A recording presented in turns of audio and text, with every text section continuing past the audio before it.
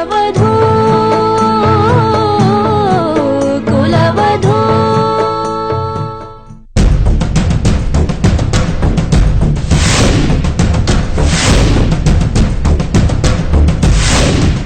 ನಿಮ್ಮ ಅಣ್ಣ ತಮ್ಮಂದಿರಿಬ್ರು ದೊಡ್ಡವನ್ ಅನ್ಕೊಂಡಿದ್ದೀರಾ?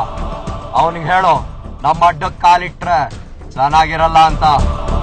ಇವನ ಹತ್ರ ಏನೋ ಮಾತು, ಇವನ್ ತಲೆ ಹೊಡೆದ್ರೆ ತಮ್ಮ ಅನ್ನೋ ಸೆಂಟಿಮೆಂಟ್ ನಲ್ಲಿ ಎಲ್ಲಿದ್ರೇನು ಓಡ್ ಬರ್ತಾನೆ. ಆಗ ನಮ್ ಕೆಲ್ಸನೂ ಸುಲಭ, ಇವನ್ ಬುದ್ಧಿನೂ ಕಲ್ಸ್ದಂಗ ಆಗುತ್ತೆ. ಏನಂತೀಯ? ಏನ್ ಹಾಗೆ ಮಾತಾಡ್ತಿದ್ಯಾ? ಕರೆಕ್ಟ್ ಆಗಿ ಮಾತಾಡೋದ್ ಕಲ್ತ್ಕೋ. ಹೀಗೆ ಆಡ್ತಿದ್ರೆ ಪೊಲೀಸ್ ಕರಿಬೇಕಾಗತ್ತೆ. ಕರ್ದೇನ್ ಪಕ್ಕದಲ್ಲಿ ಕೂರಿಸ್ಕೋತ್ಯಾ? ಪೊಲೀಸು ಪೊಲಿಟಿಕ್ಸು ಹೊಸದಲ್ಲ, ಇದು ಲ್ಯಾಂಡ್ ಮಾಫಿಯಾ. ನಾವು ಲ್ಯಾಂಡ್ ನ ಡೀಲು ಮಾಡಿದೀವಿ. ಆ ಡೀಲ್ ಗಡ್ಡ ಬಂದವ್ರನ್ನ ಅದೇ ಲ್ಯಾಂಡ್ ಅಲ್ಲಿ ಹಾಕಿ ಮಣ್ಣು ಮಾಡಿದೀವಿ. ನಿಮ್ಮ ಅಣ್ಣ ಜಾಸ್ತಿ ನಿಗ್ರಾಡ್ತಾ ಇದ್ದಾನೆ. ಅವನ್ಗೆ ಹೇಳು ಈ ಸೈಟ್ ನಿಂದ ದೂರ ಇರಕ್ ಹೇಳು. ಇಲ್ದಿದ್ರೆ ನಿಮ್ ತಲೆಗಳೆಲ್ಲ ಬಲಿ ಕೊಟ್ಬಿಡ್ತೀನಿ. ಬಲಿ ಕೊಡೋದಕ್ಕೆ ನಾವು ಕುರಿನೂ ಅಲ್ಲ ಕೋಳಿನೂ ಅಲ್ಲ, ಬಿಸ್ನೆಸ್ ಮನ್ಗಳು.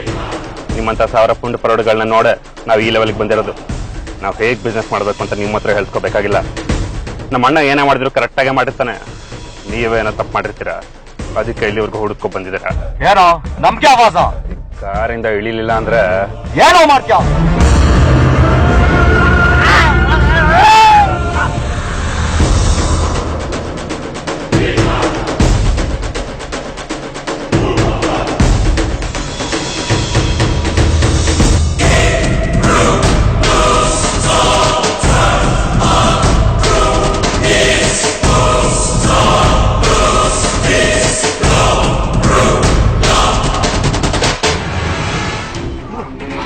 ಪೊಲೀಸ್ ಇದ್ದಾರೆ, ಫಸ್ಟು ಇಳಿಯ.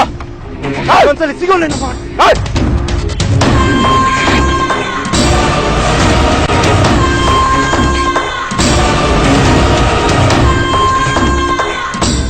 ಇವ್ರು ಬಂದಿದ್ದು ಸೈಟ್ ವಿಚಾರವಾಗಿ.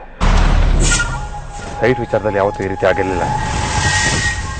ಅಣ್ಣ ಇದ್ರ ಬಗ್ಗೆ ಇಂಟ್ರೆಸ್ಟ್ ತೋರಿಸ್ತಿದ್ದಾನೆ ಅಂದ್ರೆ ರಿಸ್ಕ್ ಇದೆ, ಅಷ್ಟೇ ಲಾಭನೂ ಇದೆ ಅಂತ ಅನ್ಸುತ್ತೆ. ಈಗ ನಡೆದಿದ್ದೇನೆ ಅಣ್ಣಂಗೆ ಹೇಳೋದು ಬೇಡ. ನಾನು ಮೊದಲೇ ಶಾರ್ಟ್ ಟೆಂಪರ್, ಸಡನ್ ಆಗಿ ರಿಯಾಕ್ಟ್ ಮಾಡ್ತಾನೆ. ಪೊಲೀಸ್ ಅಂತ ಹೋದ್ರೆ ಮನೆಯವ್ರಿಗೆ ಗೊತ್ತಾಗುತ್ತೆ. ನಾನೇ ಹ್ಯಾಂಡಲ್ ಮಾಡಬೇಕು. ಏನಾಯ್ತು ಸರ್? ಹಾಂ, ನಥಿಂಗ್. Thank you. ಹುಷಾರು ನೋಡಿ.